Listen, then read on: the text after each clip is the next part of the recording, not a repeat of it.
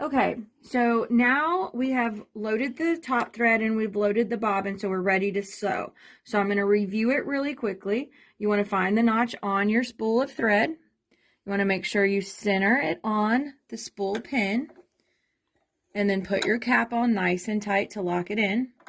Now we're going to load the top thread. We're ignoring this because we're loading the top.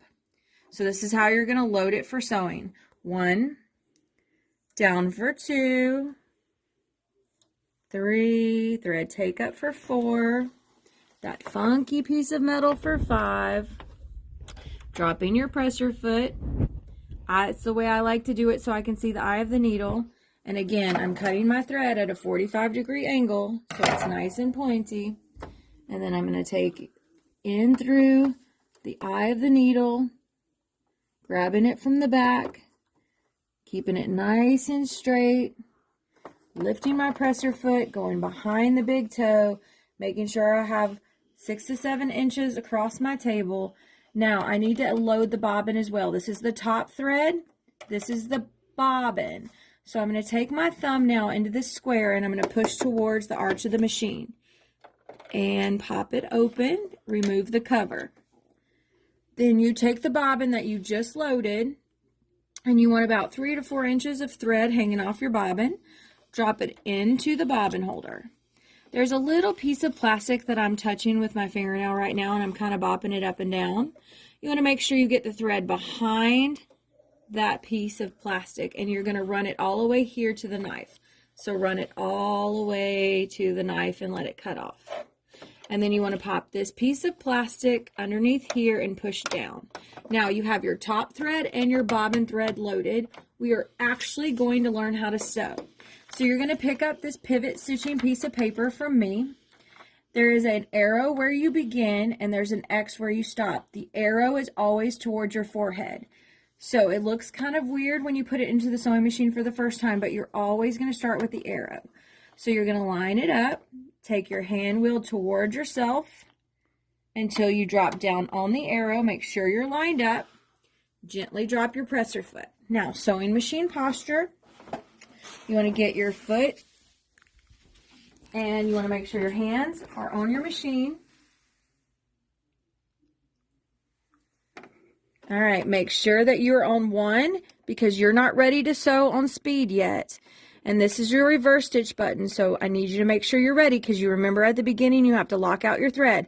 So foot control, 1, 2, 3. Reverse stitch, hold it, 1, 2, 3, then let it go. And then it returns and starts going forward again. Now this is called pivot stitching. When we get to this corner, I'm going to lift my foot. I'll follow the foot control. 1, 2, and 3. Lift your foot. It stops your machine. Then you lift your presser foot and you pivot. Just like in basketball where you cannot lift your lead foot. Pivot. Presser foot down. Go.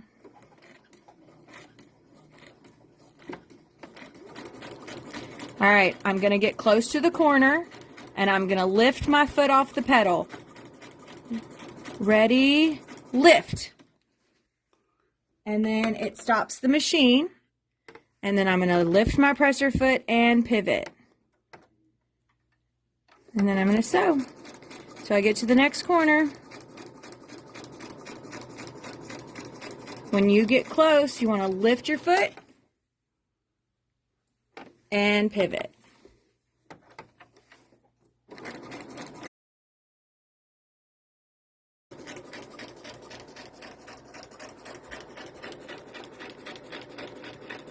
Lift your foot and pivot. Now here's my X. I have to back stitch when I start and when I finish. So I'm going to get to the X, hold my reverse stitch, 1, 2, 3.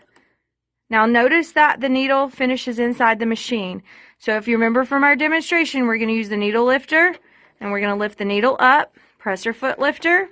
And when we pull to the side, I want you to notice you have your top stitch and your top stitch and your bobbin stitch right here.